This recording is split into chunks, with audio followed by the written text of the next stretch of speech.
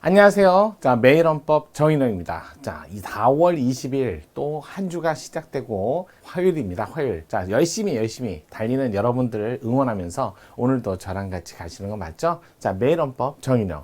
오늘 25년 경찰 1차. 자, 포괄적 기본권 중에 하나인데 일반적 행동의 자율권.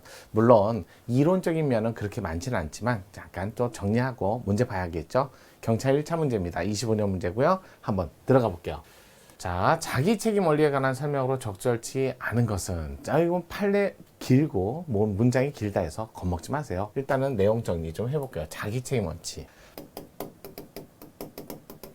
자, 오늘 문제는 판례 문제로만 되어 있지만 자기 책임 원칙, 자기가 행위한 건 자기가 책임이다. 이거 사회적 관계 속에서 자, 인간관을 전제로 해서 나오는 개념이라는 거 아시죠? 만약에 개인주의적 인간상을 전제로 한다면 뭐 자기 책임 원칙 이런 게 필요가 없습니다. 사회적 관계 속에서. 자, 그러면 법적 근거. 요즘에 이것도 좀 중요합니다. 법적 근거. 도대체 어디에 근거가 있나요? 전문. 그다음에 10조, 그 다음에 12조, 13조, 그 다음에 119조 1항, 2항 이렇게 돼 있죠. 1항 이런 식으로. 자, 요 정도는 네 가지 정도의 법적 근거를 좀 보셔야 돼요. 전문에 보통 그렇게 얘기하죠. 권리와 자유를 행사하면 거기에 맞는 책임과 의무가 따르죠. 요 규정을 볼 때, 아, 이거 혼자라는 게 아니라, 자, 사회적 관계 속에서 네가 한 행위에 대해서는 네가 책임진다 라는 의미고요. 두 번째 10조. 자, 인간의 존엄 가치, 인간의 존엄과 가치에서 뭐가 도출되냐면 여기서 일반적 행동의 자율권, 또 자기결정권. 자, 자기가 결정했으면 거기에 맞는 책임도, 자, 자기 결정하고 행동까지 했으니까 거기에 걸맞는 책임도 져야죠. 라는 게 전제라는 거예요. 인간의 존엄가치, 인간은 사회적 관계 속에서 인간상을 전제로 하면서. 13조, 죄형법정주의.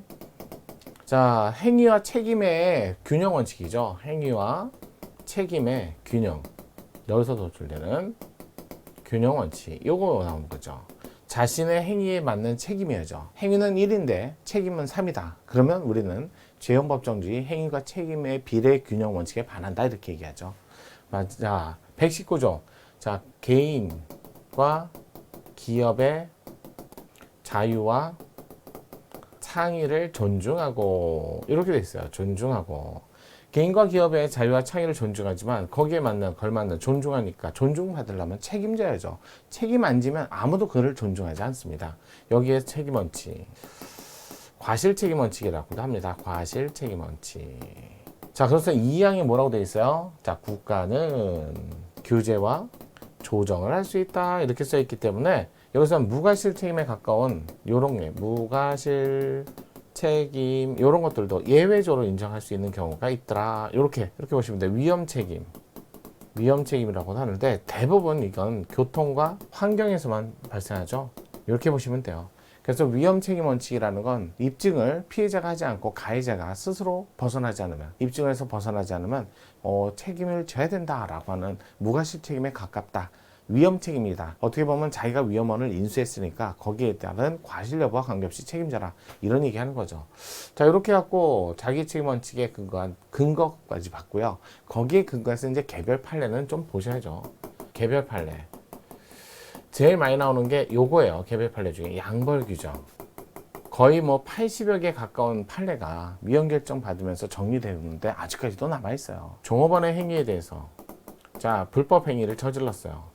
이 행위는 종업원이 책임지는 건 당연한 거예요. 이 책임 이에 사용 영업주 또 이렇게도 표현하고요. 또 법인 자동적으로 책임 과실 근거 없이 과실 없이 또는 면책 규정이 없이 규정 마련하지 없이 이거 위헌 결정 나왔던 거 이거 보셔야 돼요. 대부분 여기 이제 10조 일반적 행동의 자율권에서 주로 많이 나오니까 여기서 많이 나오는 판례. 그 다음에 이제 13조 행위와 책임 원칙 항상 나오는데 행위 책임 비례 원칙을 준수해야죠. 자, 행위는 변화 없이 구성요건 요소는 변화 없이 자, 일반 형법에 근거한 보다도 가중 형법을 특별 형법을 만드는 거죠. 뭐만? 형량만 가져가는 거죠. 형량만. 이런 것들. 또, 자, 뺑소니. 근데 살인죄하고 비교했는데 뺑소니가 살인죄보다 더 무겁다. 아니, 살인죄는 고의범. 뺑소니 과실범. 그런 것들이에요. 그러니까 이런 것들하고 뺑소니범하고 그다음에 일반 형법, 뺑소니범하고 살인죄. 하지만 뺑소니하고 상해죄는 비교하면 상해죄보다는 뺑소니범이 당연히 중한 범죄예요. 그러니까 그런 것들 얘기하는 거예요. 또 최근에 자 주거침입, 강제추행죄. 주거침입을 범한 자가 강제추행을 범한 때 거의 행위태양이 비슷한데 주거침입, 강제추행죄 그러면 자 사형 그러니까 무기 7년 이상 또는 주거침입하고 강제추행인데 그러니까 뭐 무기 5년 이상, 무기 7년 이상. 행위태양이 비슷한데 형량이 다르다. 그럼 무기 7년이 위헌이다. 이런 것들은 좀 보셔야 돼요. 그러니까 이런 것들은 대부분 죄형법정지에서 많이 나오는 형태고 이런 것들 양벌 규정 같은 것도 뭐 일종의 죄형법정지이지만 그래도 대부분 행위와 책임원칙 이런 것들이 많이 문제된다는 거.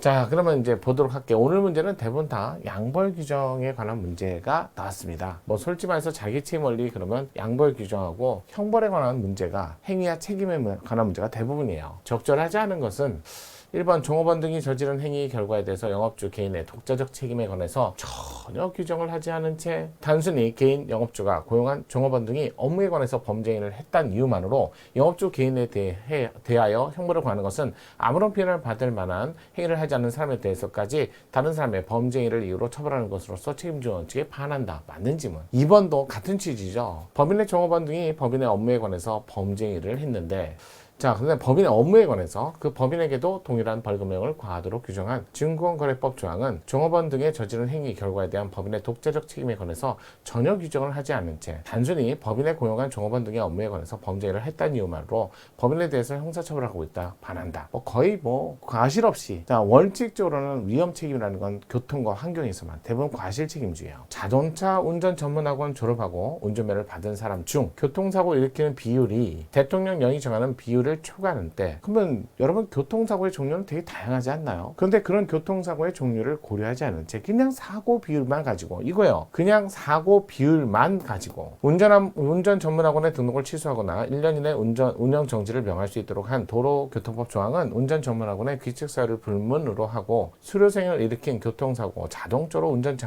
전문학원의 법적 책임 연관시키는 것으로서 운전 전문학원은 주체적으로 해야 하는 자기 책임 원리를 벗어난 것이다. 자, 그다음에 법인의 대표자가 법인의 업무에 관해서 일정한 범죄 행위를 한 경우 법인도 자, 이건 조심하셔야 되는데 대표자예요. 이런 법인의 대표자는 법인은 보이지 않잖아요. 대표자가 행위하면 법인이 한 거예요. 이건 법인이 한 거예요.